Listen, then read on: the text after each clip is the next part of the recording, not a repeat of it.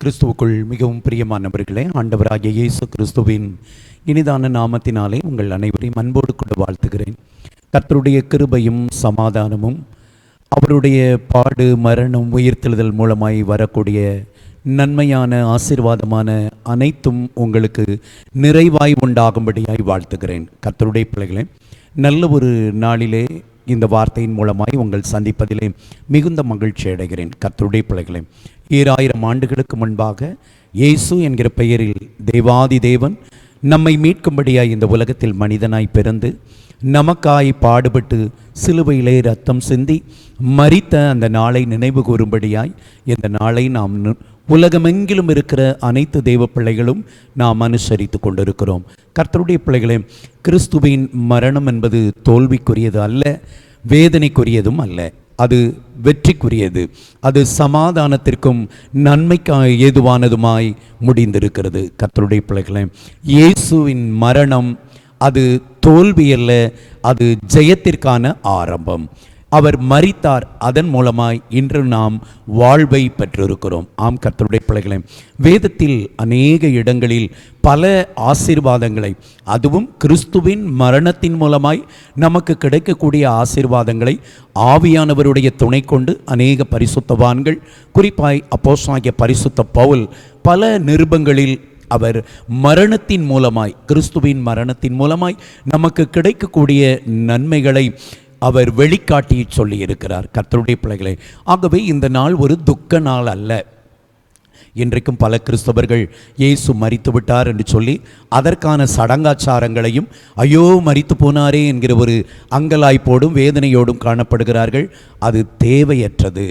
கர்த்தருடைய பிள்ளைகளே, இந்த நாளில் நாம் துக்கப்பட வேண்டாம்.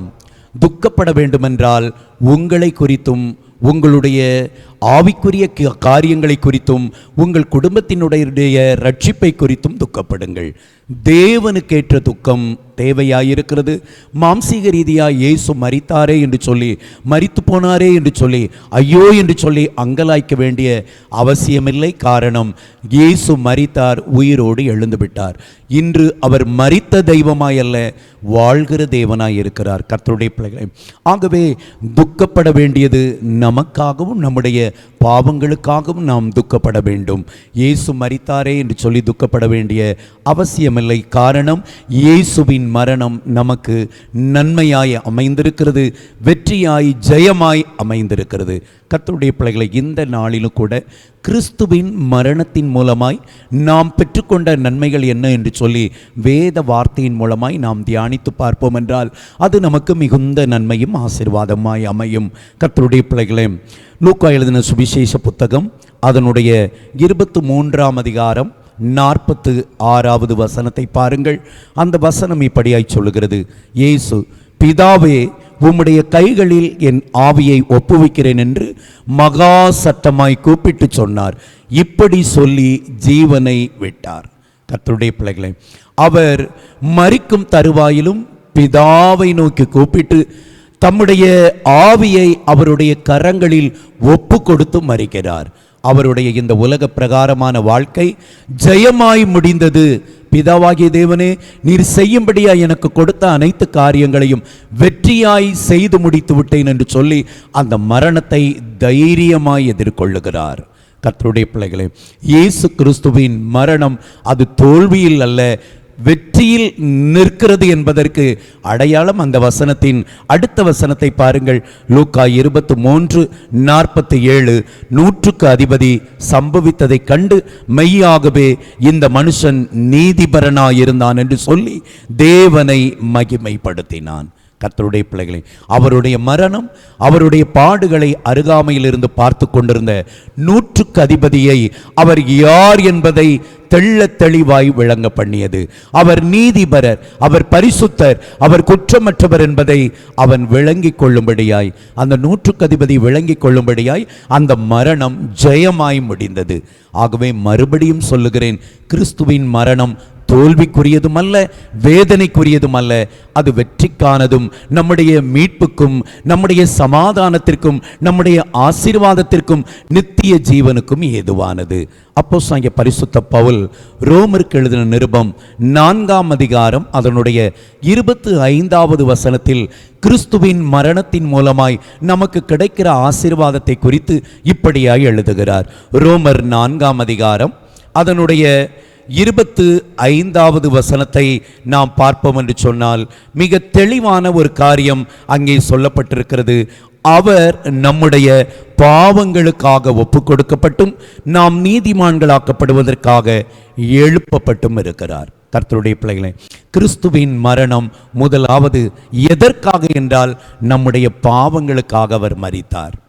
ஒருவேளை ரோம போர்ச்சேவகர்கள் யூதர்களுடைய வஞ்சனையினால் அவரை தந்திரமாய் பிடித்து அவரை வீணான குற்றம் சுமத்தி அவரை சிலுவைக்கு கொண்டு போய் கொலை செய்தாலும், அந்த மரணத்தின் முதல் பலன் என்னவென்றால், முதல் நன்மை என்னவென்று சொன்னால், நம்முடைய பாவங்களின் நிமித்தம் அவர் மரித்திருக்கிறபடியினால் நமக்கு பாவ மன்னிப்பு கிடைக்கிறது. அதை ரோமருக்கு எழுதின நிருபம் 5ஆம் அதிகாரம் அதனுடைய 8வது வசனத்தை பாருங்கள்.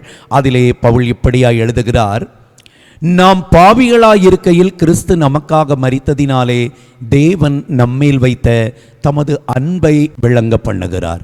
கர்த்தருடைய பிள்ளைகளே, பாவிகளாயிருந்தோம், துரோகிகளாயிருந்தோம், தேவனுக்கு பிரியமில்லாத காரியங்களை செய்து அவருக்கு எதிரான காரியங்களை வழிகளில் நடக்கிறவர்களாயிருந்தோம். அப்படிப்பட்ட நமக்காக இயேசு மரித்தார். நல்லவர்களுக்காக மரிப்பதற்கு சில துணிவார்கள், ஆனால் இங்கே இயேசு பாவிகளாகிய நமக்காக அவர் மரித்தார். ரோமர் 5ஆம் அதிகாரம் 7வது வசனத்தை பாருங்கள். நீதிமானுக்காக ஒருவன் மரிக்கிறது அரிது, நல்லவனுக்காக ஒருவேளை ஒருவன் மரிக்க துணிவான். நல்லவர்களுக்காக மரிக்க துணிகிறவர்கள் உண்டு, ஆனால் துன்மார்க்கர்களுக்காக, கெட்டவர்களுக்காக, பயனற்றவர்களுக்காக யாரும் மரிப்பதற்கு முன்வர மாட்டார்கள். ஆனால் தேவன் நம்முடைய பாவங்களுக்காக, நமக்காக மரிக்க தம்மை அர்ப்பணித்து கொண்டார். கர்த்தருடைய பிள்ளைகளே, அவர் மரித்தது நம்முடைய பாவத்தின் நிமித்தம் மரித்தார். ஏன் நம்முடைய பாவங்களுக்காக அவர் மரித்தார் என்று சொல்லி நாம் பார்ப்போம் என்று சொன்னால், நமக்கு பாவ மன்னிப்பை கொடுக்கக்கூடிய இரத்தத்தை சிந்தும்படியாய், நம்முடைய பாவங்களை நமக்கு மன்னித்து நம்மை நீதிமான்களாக்கும்படியாய், பாவ மன்னிப்பின் விலைக்கிரயமாகிய இரத்தத்தை அவர் சிந்தும்படியாய் அவர் நமக்காய் மரித்தார். ரோமருக்கு எழுதின நிருபம் 6ஆம் அதிகாரம் அதனுடைய 10வது வசனத்தை பாருங்கள். அவர் மரித்தது பாவத்திற்கென்று ஒரே தரம் மரித்தார். அவர் பிழைத்திருக்கிறது தேவனுக்கென்று பிழைத்திருக்கிறார். கர்த்தருடைய பிள்ளைகளே, முழுக்க முழுக்க இயேசுவின் மரணம் நம்முடைய பாவத்திலிருந்து நமக்கு மன்னிப்பை தருவதற்காக. 1 கொரிந்தியர் 15ஆம் அதிகாரம் அதனுடைய 3வது வசனத்தில் கொரிந்தியருக்கு எழுதும் பொழுது பவுல் இப்படியாய் சொல்லுகிறார். 1 கொரிந்தியர் 15:3 பாருங்கள். நான் அடைந்ததும் உங்களுக்காக பிரதானமாக ஒப்புவித்ததும் என்னவென்றால், கிறிஸ்துவானவர் வேத வாக்கியங்களின்படி நமது பாவங்களுக்காக மரித்து அடக்கம் பண்ணப்பட்டு வேத வாக்கியங்களின்படி 3ஆம் நாள் உயிர்த்தெழுந்தார். நம்முடைய பாவத்திலிருந்து நமக்கு மன்னிப்பை தந்து நம்மை ரட்சித்து நீதிமான்களாக்கும்படியாய் இயேசு மரித்தார். கர்த்தருடைய பிள்ளைகளே, கிறிஸ்து நமக்காக மரிக்காதிருப்பாரானால் இன்று நம்முடைய பாவங்கள் மன்னிக்கப்பட்டிருக்காது. கிறிஸ்து நமக்காய் மரிக்காதிருந்திருப்பார் என்றால் இன்றும் நாம் பாவிகளாய் இருந்திருப்போம். ஆகவே கிறிஸ்துவின் மரணம் தோல்விக்கரியது அல்ல, அது வெற்றிக்கானது. கிறிஸ்து நம்மை பாவத்திலிருந்து மன்னிக்கும்படியாய் மரித்தார். அவருடைய மரணம் நமக்கு தருகிற முதல் நன்மை பாவ மன்னிப்பும் பரிசுத்தமாகுதலும் நீதிமானாக்கப்படுதலுமாய் இருக்கிறது. கிறிஸ்துவின் மரணம் நம்மை பாவங்களிலிருந்து விடுவித்து நீதிமான்களாய் மாற்றுகிறது. இரண்டாவதாக கர்த்தருடைய பிள்ளைகளே, கிறிஸ்துவின் மரணம் அதன் மூலமாய் நமக்கு கிடைக்கக்கூடிய நன்மை. எபிரேயருக்கு எழுதின நிருபம் 2ஆம் அதிகாரம் அதனுடைய 14ஆம் வசனத்தை பாருங்கள். ஆதலால் பிள்ளைகள் மாம்சத்தையும் இரத்தத்தையும் உடையவர்களாயிருக்க அவரும் அவர்களைப் போல மாம்சத்தையும் இரத்தத்தையும் உடையவரானார். மரணத்துக்கு அதிகாரியாகிய பிசாசானவனை தமது மரணத்தினாலே அழிக்கும்படிக்கு அப்படியானார். கிறிஸ்துவின் மரணம் பிசாசானவனை அழிக்கும்படியாய் நடந்த ஒரு வெற்றியின் செயல். கர்த்தருடைய பிள்ளைகளே, கிறிஸ்து மரித்த பொழுது அன்றைக்கு யூதர்கள் நினைத்தார்கள், ரோம போர்ச்சேவகர்கள் நினைத்தார்கள், நம்முடைய வேலையை நாம் கச்சிதமாக முடித்து விட்டோம், இயேசுவை கொலை செய்து விட்டோம், அவர் மரித்து விட்டார், நாம் போட்ட பிளான் நிறைவேறிவிட்டது, நாம் ஜெயித்து விட்டோம், இயேசு நமக்கு முன்பாக தோற்றுவிட்டார் என்று நினைத்தார்கள். ஆனால் உண்மை சத்தியம் எதுவென்று சொன்னால், இயேசு மரித்ததினால் மரணத்தின் அதிகாரியாகிய பிசாசு அழிக்கப்பட்டான். மரணத்துக்கு அதிகாரியாய் இருக்கிற பொல்லாத பிசாசானவனை இயேசு அவர் தம் மரணத்தினாலே அழித்தார், அவனுடைய வல்லமை கீழாக்கி போட்டார். கர்த்தருடைய பிள்ளைகளை, மரண பயத்தினால் வாடிக்கொண்டிருக்கிற ஒவ்வொருவரையும் விடுவிக்கும்படியாய் இயேசு மரித்தார். இயேசுவின் மரணம் மரணத்துக்கு அதிகாரியாகிய பொல்லாத பிசாசையும் அவன் மூலமாய் நமக்குள்ளே கொண்டு வரக்கூடிய பயத்தையும் நீக்கி நமக்கு விடுதலையை கொடுத்திருக்கிறது. எபிரேயருக்கு எழுதின நிருபம் 2ஆம் அதிகாரம் அதனுடைய 15ஆம் வசனத்தை பாருங்கள். ஜீவகாலம் எல்லாம் மரண பயத்தினாலே அடிமைத்தனத்திற்குள்ளானவர்கள் யாவரையும் விடுதலை பண்ணும்படிக்கு இயேசு மரித்தார். கர்த்தருடைய பிள்ளைகளே, இயேசு உங்களுக்காக மரித்திருக்கிறார். அவர் உங்களுக்காக மரித்தபடியினால் அவருடைய மரணத்தின் மூலமாய் உங்களுக்கு எதிராய் செயல்படுகிற பிசாசு தோற்று போனான், அவன் செயலற்று போனான், அவனை கர்த்தர் கீழாக்கி போட்டிருக்கிறார். கர்த்தருடைய பிள்ளைகளே, பொல்லாத பிசாசானவனை நம்முடைய காலின் கீழே அவர் நசுக்கி போட்டிருக்கிறார். பிசாசினால் நமக்கு வரக்கூடிய பாதிப்புகள், பிசாசின் மூலமாய் நமக்கு வரக்கூடிய வேதனைகள், இவைகள் எல்லாவற்றிலும் இருந்து நம்மை விடுவிக்கும்படியாய் இயேசு மரித்தார். அப்போஸ்தலனாகிய பரிசுத்த பவுல் கொலோசையருக்கு எழுதின நிருபம் 2ஆம் அதிகாரம் அதனுடைய 14, 15 இரு வசனங்களை பாருங்கள். நமக்கு எதிரிடையாகவும் கட்டளைகளால் நமக்கு விரோதமாகவும் இருந்த கையெழுத்தை குலைத்து அதை நடுவில் இராதபடிக்கு எடுத்து சிலுவையின் மேல் ஆணி அடித்து துரைத்தனங்களையும் அதிகாரங்களையும் உரிந்து கொண்டு வெளியரங்கமான கோலமாக்கி அவைகளின் மேல் சிலுவையிலே வெற்றி சிறந்தார். இயேசு வெற்றி சிறந்தார். சிலுவை மரணம் இன்றைக்கு அநேகருடைய பார்வைக்கு இயேசு தோற்று போனார் என்பது போல காணப்படலாம். அது இயேசுவுக்கு தோல்வி அல்ல, பொல்லாத சாத்தானுக்கு தோல்வி. இயேசு இன்றைக்கு உயிரோடு இருக்கிறார். அவர் மரித்து உயிரோடு எழுந்தபடியினால் மரணத்தின் அதிபதியாகிய பொல்லாத சாத்தான் தோற்று போனான். கர்த்தருடைய பிள்ளைகளே, இந்த கிறிஸ்துவின் மரணத்தை நினைவு கூறுகிற நாளில் ஒரு தைரியமூட்டும் ஒரு காரியத்தை சொல்லுகிறேன், சந்தோஷம் கொடுக்கக்கூடிய ஒரு செய்தியை சொல்லுகிறேன். கிறிஸ்துவின் மரணம் உங்கள் எதிராளியாகிய பிசாசானவனை வென்றுவிட்டது. அவனை கீழாக்கி உங்களை அவனுடைய பிடியிலிருந்து விடுதலையாக்கும்படியான செயலை கர்த்தர் செய்து முடித்திருக்கிறார். ஆகவே கிறிஸ்துவின் மரணம் நமக்கு எதிராயிருந்த பிசாசை நமக்கு கீழாக்கி நமக்கு ஜெயத்தை கொடுக்கிறது. அடுத்ததாக நாம் பார்ப்போம் என்றால், இயேசுவின் மரணத்தின் மூலமாய் நமக்கு கிடைக்கக்கூடிய நன்மை. அப்போஸ்தலனாகிய பரிசுத்த பவுல் கொலோசையருக்கு எழுதின நிருபம் 1ஆம் அதிகாரம் அதனுடைய 21வது வசனத்தை பாருங்கள். முன்னே அந்நியராயும் துர்க்கிரியைகளினால் மனதிலே சத்துருக்களாயும் இருந்த உங்களையும் பரிசுத்தராகவும் குற்றமற்றவர்களாகவும் கண்டிக்கப்படாதவர்களாகவும் தமக்கு முன் நிறுத்தும்படியாக அவருடைய மாம்ச சரீரத்தில் அடைந்த மரணத்தினாலே இப்பொழுது ஒப்புரவாக்கினார். கர்த்தருடைய பிள்ளைகளே, நம்முடைய ஆண்டவர் பரிசுத்தம் உள்ளவர். வேதம் சொல்லுகிறது, பரிசுத்தம் இல்லாமல் ஒருவனும் தேவனை தரிசிக்க முடியாது, அவர் பக்கத்தில் செல்ல முடியாது.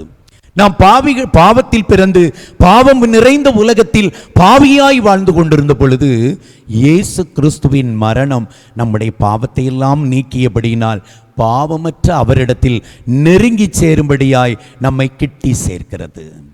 கர்த்தருடைய பிள்ளைகளே, பாவம் தேவனையும் மனிதனையும், பாவம் தேவனையும் நம்மையும், பாவம் தேவனையும் உங்களையும் பிரித்தது.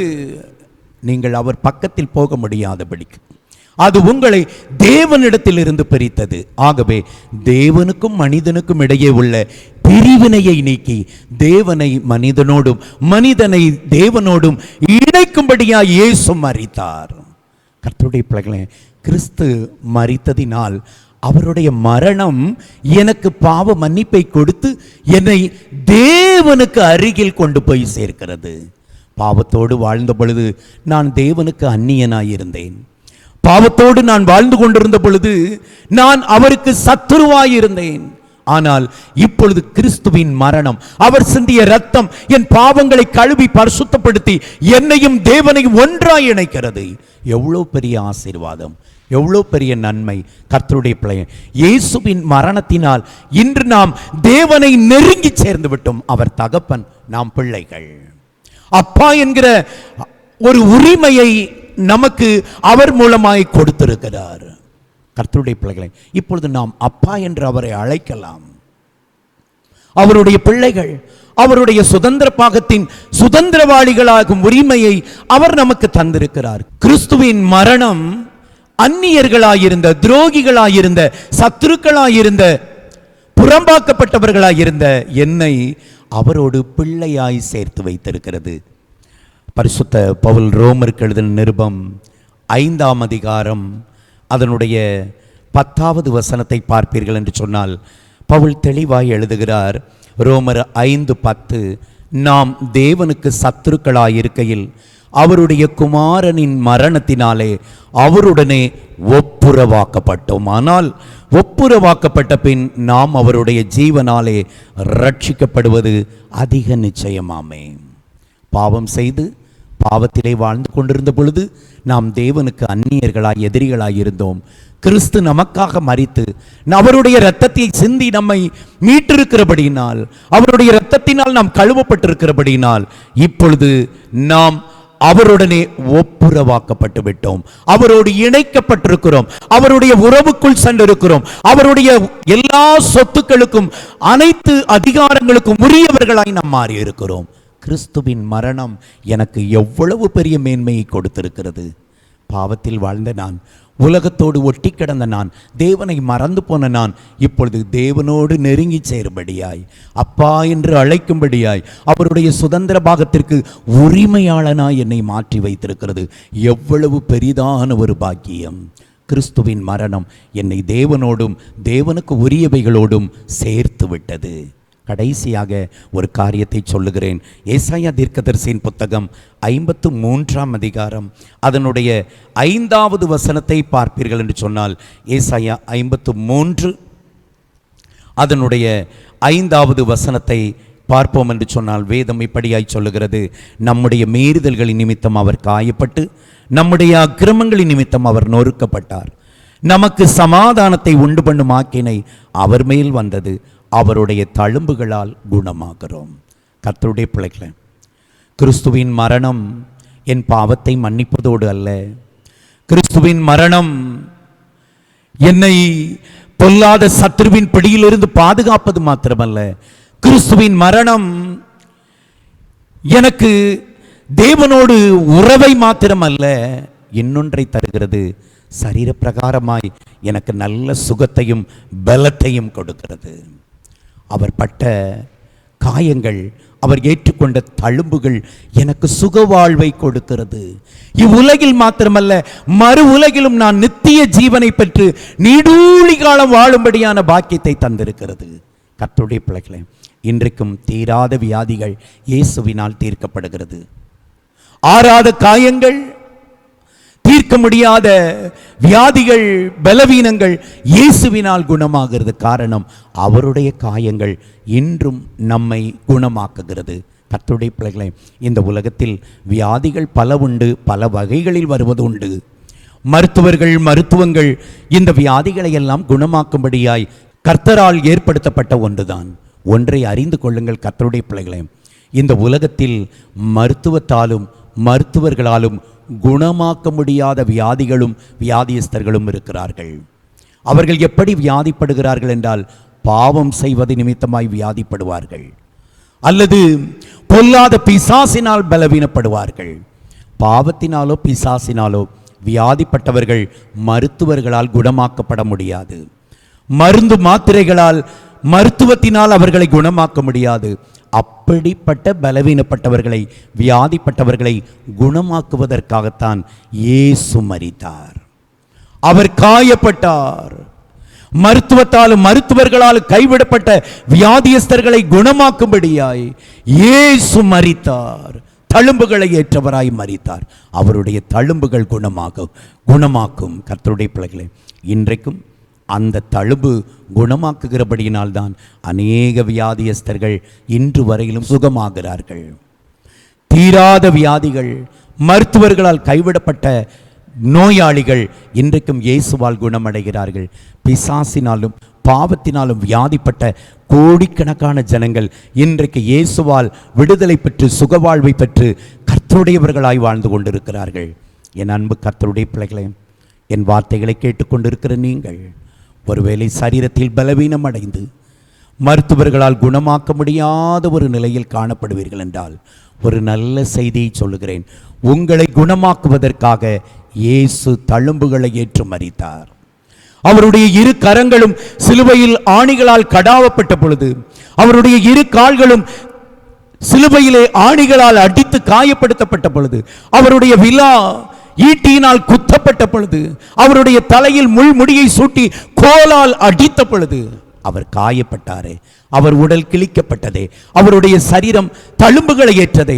இந்த தழும்புகள் எல்லாம் குணமாக்க முடியாத வியாதிகளையும் இன்று வரையிலும் குணமாக்குகிறது. அந்த இயேசு உங்களை குணமாக்குவார். கிறிஸ்துவின் மரணம் ஒரு மனிதனுக்கு சரீர பிரகாரமான சுகத்தை கொடுக்கவும் செய்கிறது, விடுதலையை கொடுக்கிறது. அது மாத்திரமல்ல, நித்திய ஜீவனை பெற்றுக்கொண்டோம். இவர் மரித்ததினால் எனக்கு மரணமில்லா வாழ்வு கிடைக்கிறது. கர்த்தருடைய பிள்ளைகளே, இதுதான் ஒரு மேலான பாக்கியம். கிறிஸ்துவின் மரணத்தின் மூலமாய் நமக்கு கிடைக்கிற ஒரு பெரிய ஆசீர்வாதம் நித்திய ஜீவன். நித்திய ஜீவன். எனக்காய் மரித்தவர் எனக்கு மரணமில்லா ஒரு வாழ்வை ஏற்படுத்தி தந்திருக்கிறார். கிறிஸ்து மாத்திரம் நமக்காய் பலியாக விட்டால், கிறிஸ்து மாத்திரம் நமக்காய் இரத்தம் சிந்தி அவர் மரணத்தை ருசி பார்க்காவிட்டால், இன்றைக்கும் நாம் பாவத்திலே வாழ்ந்து பிசாசின் அடிமைத்தனத்தில் இருந்து பாதாளத்தை நோக்கி கடந்து போகக்கூடிய நபர்களாகத்தான் வாழ்ந்திருப்போம். ஆனால் கிறிஸ்து நமக்காய் மரித்ததினால், அவர் இரத்தம் சிந்தினபடியினால் பாவ மன்னிப்பை பெற்று மரணமில்லா வாழ்வை அவர் மூலமாய் பெற்றுக்கொண்டோம். இயேசுவின் மரணம் எனக்கு மரணமில்லா வாழ்வை கொடுக்கிறது. இது எவ்வளவு பெரிய பாக்கியம் கர்த்தருடைய பிள்ளைகளே. ஆகவே இந்த ஒரு நாளில் நீங்கள் இப்படிப்பட்ட கிறிஸ்துவின் மரணத்தின் மூலமாய் கிடைக்கக்கூடிய எல்லா நன்மைகளையும் பெற்றுக்கொள்ளுங்கள். கொஞ்சம் யோசித்து பாருங்கள். இயேசு மரித்தது நம்முடைய பாவங்களில் இருந்து நம்மை விடுவிக்கும்படியாய், நமக்கு பாவ மன்னிப்பை கொடுத்து தேவனோடு நம்மை சேர்க்கும்படியாய். உங்கள் பாவங்கள் மன்னிக்கப்பட்டிருக்கிறதா? நீங்கள் தேவனோடு சேர்ந்த நிலையில் வாழ்கிறீர்களா? இல்லை என்று சொன்னால், இந்த மரணம், கிறிஸ்துவின் மரணம் உங்களுக்கு இப்படிப்பட்ட வாழ்வை தரும் என்பதை உணர்ந்து கிறிஸ்துவின் பக்கமாய் திரும்புங்கள். கிறிஸ்துவின் மரணம் எதிராளியாகிய சத்துருவை, பொல்லாத பிசாசானவனை நிர்மூலமாக்கி அழித்து நமக்கு விடுதலையை தருகிறது. இன்னும் பிசாசினால் கட்டப்பட்ட நிலையில் இருப்பீர்கள் என்றால், கிறிஸ்துவின் மரணத்தினால் கிடைக்கக்கூடிய இந்த வெற்றியை, இந்த மகிமையை, இந்த நன்மையை பெற்றுக்கொள்வதற்கு தேவனுடைய பாதத்தில் விழுந்து அந்த விடுதலையை பெற்றுக்கொள்ளுங்கள். மரணத்தின் அதிகாரியாகிய பொல்லாத பிசாசை நீங்கள் ஜெயித்து வாழலாம். அது மாத்திரமல்ல கர்த்தருடைய பிள்ளைகளை, தேவனுக்கும் உங்களுக்கும் நல்ல ஒரு நெருக்கமான உறவை கிறிஸ்துவின் மரணம் ஏற்படுத்தி வைத்திருக்கிறது. நீங்கள் தேவனோடு நிற்கிறீர்களா? அவரோடு இணைக்கப்பட்ட வாழ்வு வாழ்கிறீர்களா? உங்களை கிறிஸ்துவாகிய இயேசு கிறிஸ்து உங்களை தேவனோடு, பிதாவாகிய தேவனோடு இணைப்பதற்காகத்தான் மரித்தார். அவரோடு இணையவில்லை என்றால் இணைந்து கொள்ளுங்கள். உலகத்தோடும் பாவத்தோடும் பிசாசோடும் உள்ள ஐக்கியத்தை முறித்துவிட்டு அதை விட்டு வெளியே வாருங்கள். இயேசுவோடு இணைந்து கொள்ளுங்கள். அது மாத்திரமல்ல, உங்கள் சரீரத்தில் இருக்கிற வியாதி ஒருவேளை மருத்துவர்கள் கைவிட்டிருக்கலாம், இயேசுவின் தழும்புகள் குணமாக்கும். விசுவாசத்தோடு ஜெபிப்பீர்கள் என்றால் கர்த்தர் அந்த சுகத்தை உங்களுக்கு தருவார். எல்லாவற்றிற்கும் மேலாக ஒரு நாள் ஒன்று வரப்போகிறது. நாம் மரணமில்லா வாழ்வை அனுபவிக்க போகிறோம். கர்த்தருடைய பிள்ளைகளே, அங்கே மரணம் இல்லை, துக்கம் இல்லை, அலறல் இல்லை, வேதனை இல்லை, கண்ணீர் இல்லை. அப்படிப்பட்ட ஒரு வாழ்வை பரலோகத்தில் தேவன் நமக்கு ஆயத்தப்படுத்தி வைத்திருக்கிறார். மரணத்தை ருசி பார்த்த இயேசு மரணமில்லா வாழ்வை, நித்திய ஜீவனை நமக்கு தரும்படியாகத்தான் மரித்தார். ஆகவே அந்த நித்திய ஜீவனை பெற்றுக்கொள்ளும்படியாய் பிரயாசப்படுங்கள். கர்த்தர் உங்களோடு இருந்து பெரிய காரியங்களை செய்வார். நாம் ஜெபிக்கலாம். நல்ல தகப்பனே, தேவரீர் இந்த நல்ல ஒரு நாளில் உம்முடைய பாடு மரணத்தை தியானிக்கிற இந்த ஒரு பரிசுத்தமான நாளில் கர்த்தாவே, என் வார்த்தையை கேட்டு இப்பொழுது ஜெபித்து கொண்டிருக்கிற இவர்கள் வாழ்க்கையில் இருக்கிற எல்லா பாவங்களும் மன்னிக்கப்படட்டும் ஆண்டவரே. உம்முடைய இரத்தத்தினால் கழுவி பரிசுத்தப்படுத்தும் இவர்களை கர்த்தாவே உமக்கு பிரியமான பலியாய் மாற்றிவிடும் ஆண்டவரே. சுகந்த வாசனையை ஏற்றுக்கொள்வீராக ஆண்டவரே.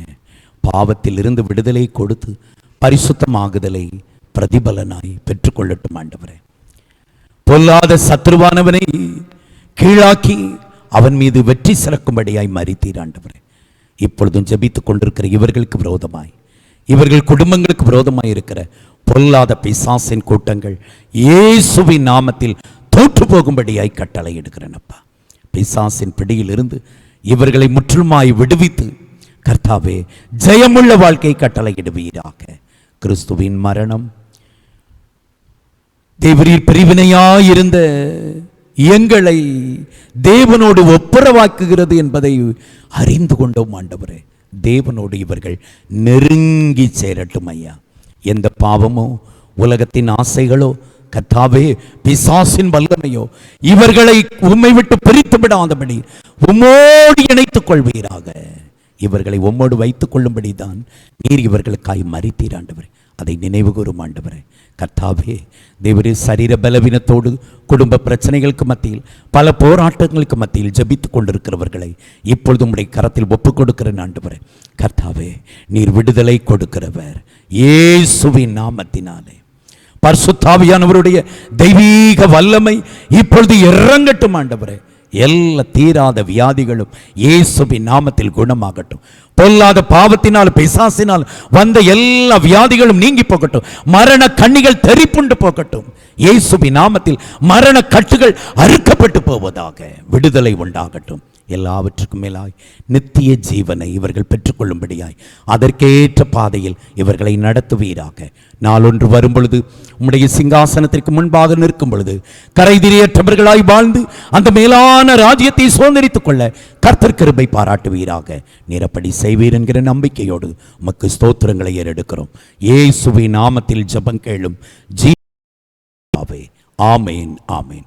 என் அன்பு கர்த்தருடைய பிள்ளைகளே, இயேசு கிறிஸ்துவின் மரணம் வேதனைக்குரியதும் தோல்விக்குரியதும் அல்ல, அது வெற்றிக்கானதும் நன்மைக்கானதுமாயிருக்கிறபடினால் சந்தோஷமாயிருங்கள்.